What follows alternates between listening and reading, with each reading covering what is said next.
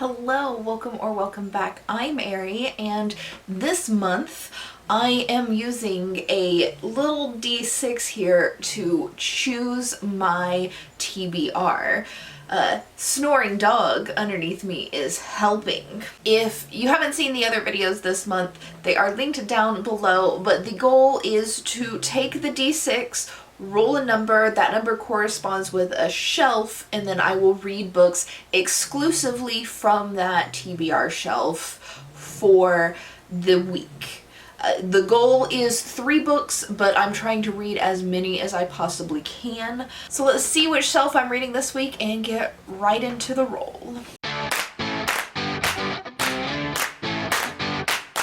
2 shelves down.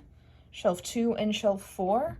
I have 2 to go, 4 choices. I do not want shelf 1, and I desperately want shelf 6. So, and then 3 and 5, I don't care. I'll take either one of those. So I'm probably going to roll a 1 now, because I absolutely don't want shelf 1. But let's see what we get. Oh, we dropped it. I got shelf 5. Book Box 2023, and that gives us this shelf right here. So first things first, Old Country is on my TBR for the month, so we're definitely reading this. And then let's do, for my starter books, I've got Inkblood Sister Scribe and Sister Maiden Monster, so let's do the 2 sister books and go from there. This is Old Country by Matt and Harrison Query, and this follows a couple in, I would say their early 30s, late 20s, who buy a ranch in Idaho, in a valley by the Tetons. Great deal, dream house, but when they get there, they find out that the valley's haunted by a spirit, and the spirit takes on different manifestations each season, and they have to do certain rituals to make sure that the spirit doesn't harm them. This is from 2 perspectives. You've got both Harry and Sasha's perspective. Harry as a character is not somebody that I would be friends with in real life. He's a good old boy. He's a Marine, and he has some pretty severe red flags. Let's name 3 of them, like that TikTok filter. Red flag number 1 is he is prone to sudden bouts of violence, just uncontrollable anger. He has not turned this anger on Sasha, but there's always an implied yet at the end of that sentence. His second big red flag is that of perceived ownership.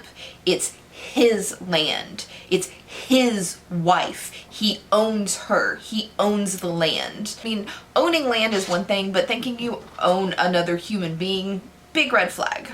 His third red flag is when it comes to the spirit itself. He has this sense of wanting to defeat the spirit, and he taunts it often and fantasizes about torturing it, especially when it shows up in human forms, which is, even if it's not human, thinking about torturing a human-like creature, big red flag.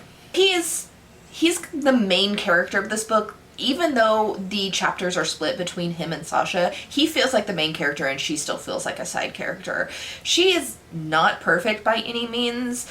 She is also prone to verbal abuse. But while Harry is abusive to anybody except for his wife, she is abusive and kind of gaslights her husband. This relationship it's supposed to be a strong relationship, but I have trouble buying that. One of the big examples in here is he doesn't tell her something right away because her reaction's going to be negatively affect both of their lives, so he waits a few days to tell her, and she flips out. at him. But throughout the book, she'll keep secrets from him for a significant amount of time, so she's very hypocritical.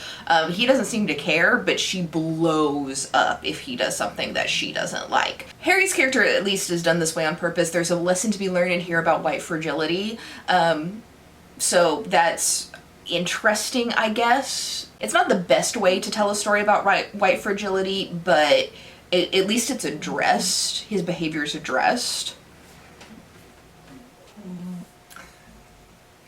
He fell asleep right underneath me again, so apologies for the snoring that happens in every single one of my videos. The story itself, what I thought about it, I'm gonna give it 3 stars.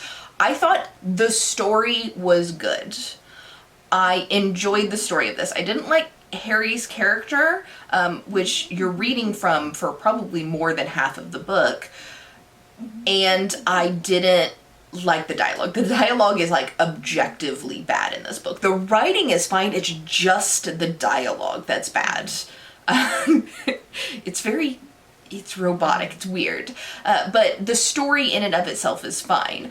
I think this book could have been told entirely from Harry's perspective, but I kind of understand why they wouldn't, because I would have been pissed if I had to read from that douche canoe's perspective for this entire book. So I'm kind of okay with it being broken up by Sasha's thing. Overall, not super spooky, but it is a horror.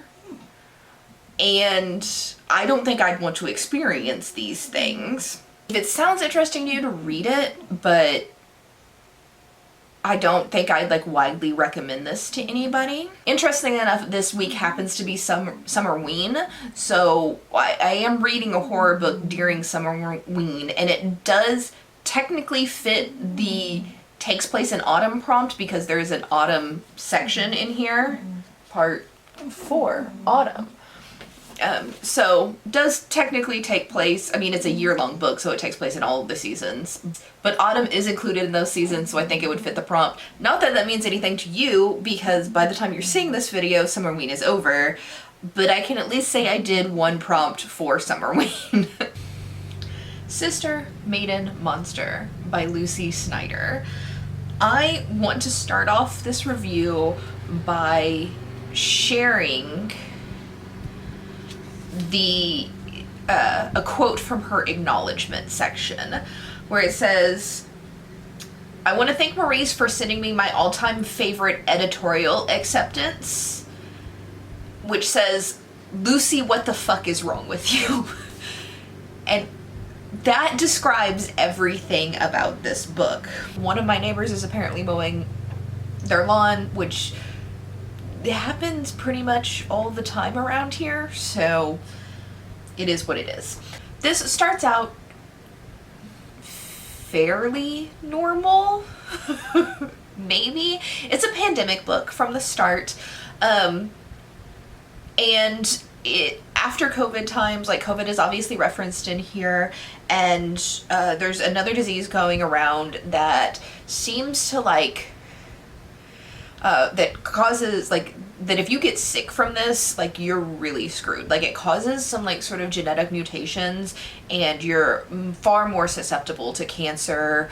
You're gonna have huge dietary restrictions if you even survive the original illness. The first half of this book is, like, an intelligent conversation about, like, the horrors of living in the United States. You've got government interfering in things that they shouldn't interfere with, laws being passed that are very restrictive to just existing. You've got a horrendous healthcare system.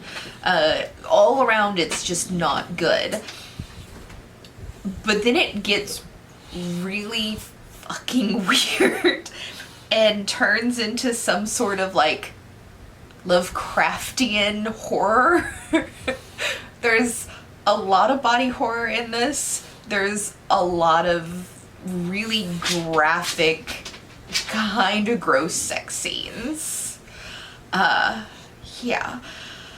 So this follows 3 different women, but not typically how that's done. Like, it doesn't like switch between chapters and switch back and forth between women. Part 1 is Erin's perspective. Part 2 is Savannah's perspective, and part 3 is Mariva's perspective. Erin has the longest perspective. She's like a whole half of a book.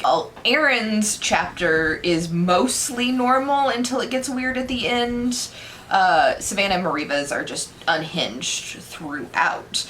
Now, all 3 women cross paths and they know each other, and you will have appearances from like Erin and Savannah in Mariva's chapters, but it is like 3 different perspectives. It kind of feels like 3 separate short stories, which I think these originally started out as short stories and were combined into a novel. Immediate 5 stars. This was great. Fantastic. I loved everything about this book. No questions asked. Although it's a 5-star for me, I would very much hesitate to recommend this to anybody, much less recommend this widely.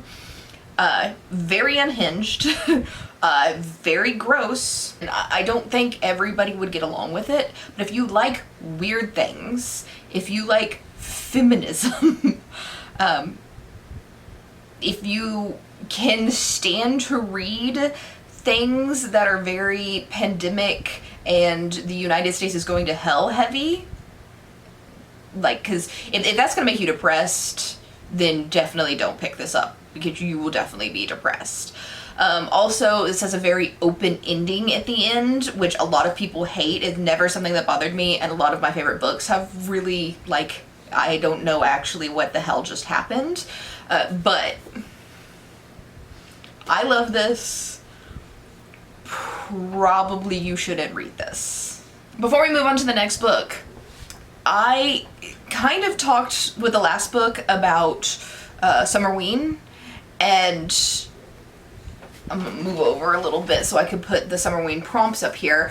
I didn't actively set out to participate in Summerween, but I just happened to keep reading books that fit the prompts. So this one fits the orange and black on the cover prompt. So I'm gonna go ahead and count this for orange and black on the cover, which leaves us with 3 other prompts. Now, I don't have this in front of me, so I'm going off the top of my head. I believe prompt number 1 is read something in the dark, which I guess I could do tonight. I guess I should mention Summerween ends tomorrow. Prompt number 2 or 3 is read a thriller, which I'm not gonna do at all. Like, that's just out. I don't really read thrillers. And the 2 I've tried this month, I've DNF'd both of them. I also don't have any thrillers on the shelf that I'm reading from this week, so that one's just completely out. We're not reading a thriller. And then the final prompt, which should be prompt 5, like I said, I'm doing this wholly from memory, is to read a graphic novel or novella. Now, my original plan was to read Inkblood the Sister Scribe next, and I'm definitely still going to read it this week, but instead of reading it next, I'm going to pick up The Green Man of Eastwood Hall, which is a horror novella, and it'll fit that prompt. It also is short enough that I may be able to read it tonight and get the read in the dark prompt done as well. A little skeptical about this one, because this is like by far the lowest rated book on my TBR. This is like a 2.8 or a 2.9 on Goodreads, and it's just shocking to find books that have under a 3.0 on Goodreads. So I don't know what to expect from this, but it's short and it'll fill 2 prompts, and then I'll get 4 out of 5 prompts done on complete accident when I didn't even plan to take part in this readathon. But it's kind of fun. So let's pick this one up and see what all the fuss is about. The Green Man of Eastwood Hall by Jacob Kerr. I understand why this book is so low rated now. It's got a lot of problems, but the main takeaway is it doesn't know what it wants to be. As far as the story itself goes, there's no plot. There's like absolutely no plot connecting any part of this book. There are like some subplots that'll go on for maybe a few pages, if that. And then the plot line that seems to have been started just kind of vanishes and is never brought up again.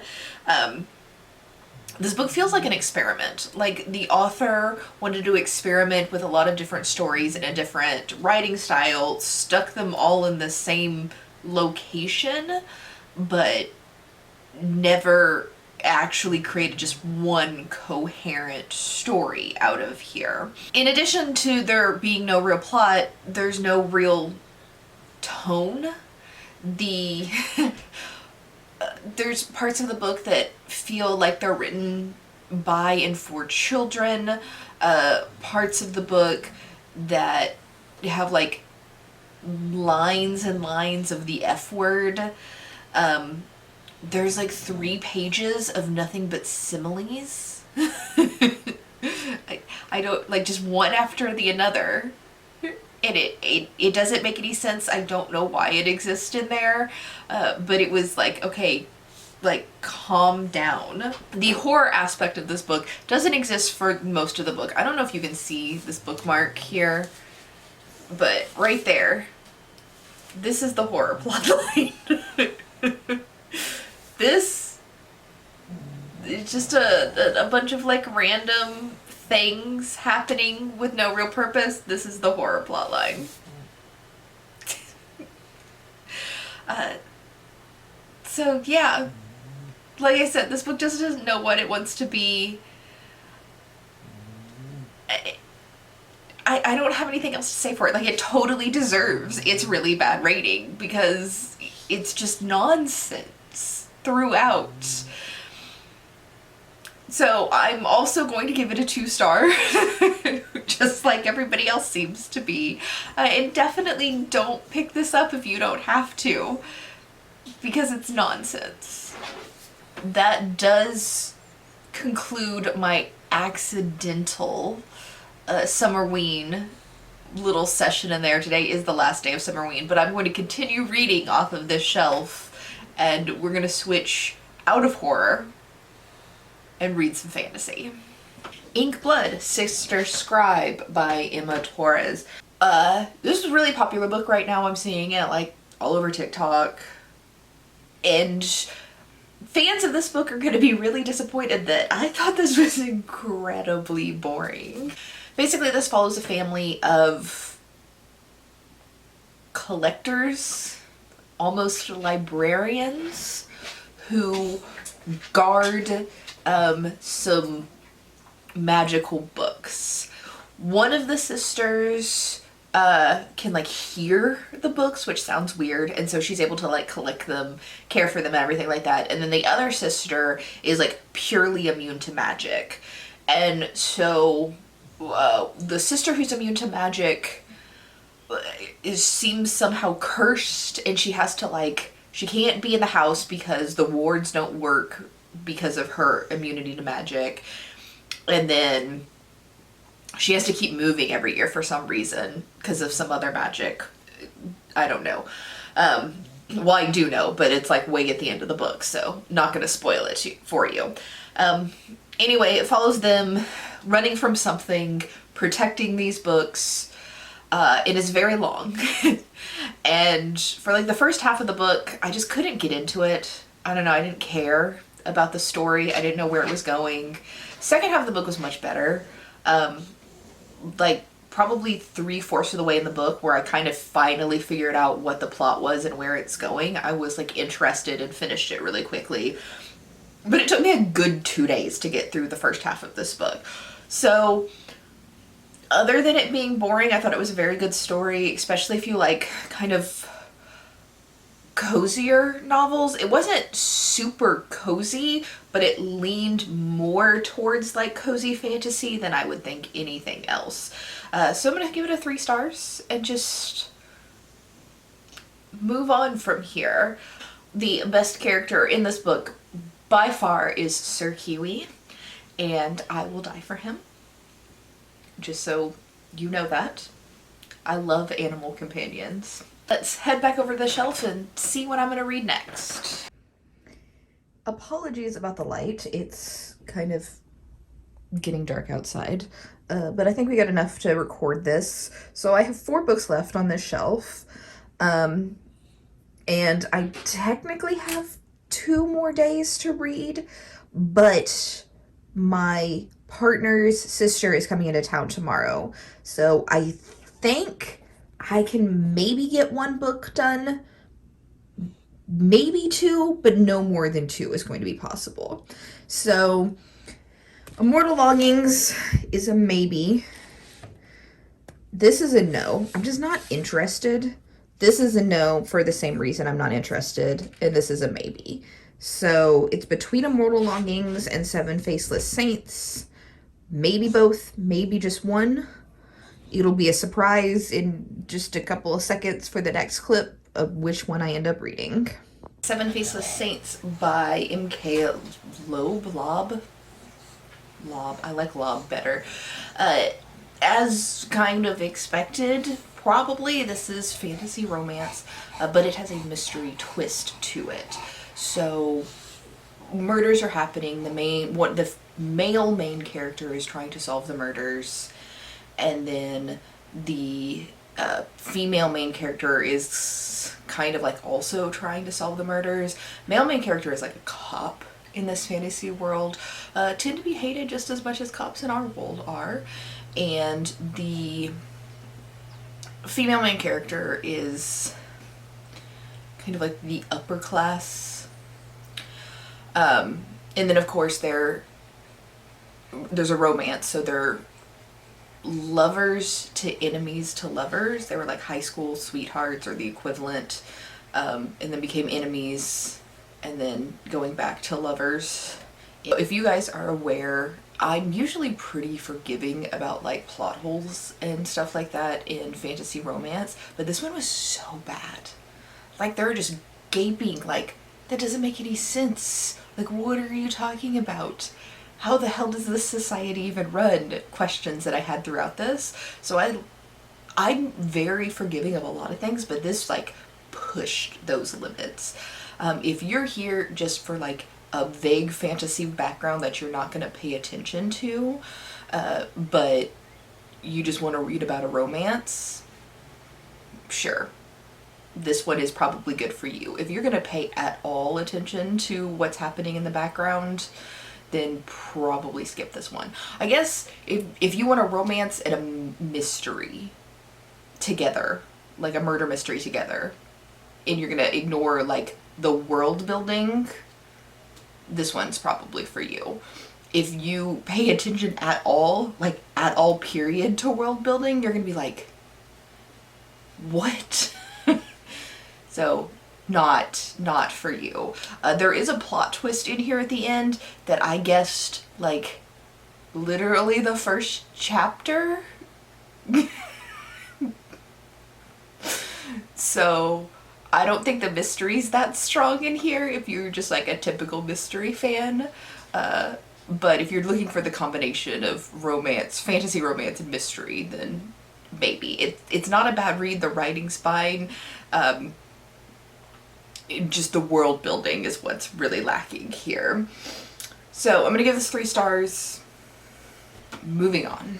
Alright, we are actually going to call it there. I started Immortal Longings, but I'm only about halfway through. Actually, I'm a little under halfway through, and there's no way I am going to get it done before this video needs to go up. So, like I said, we're done.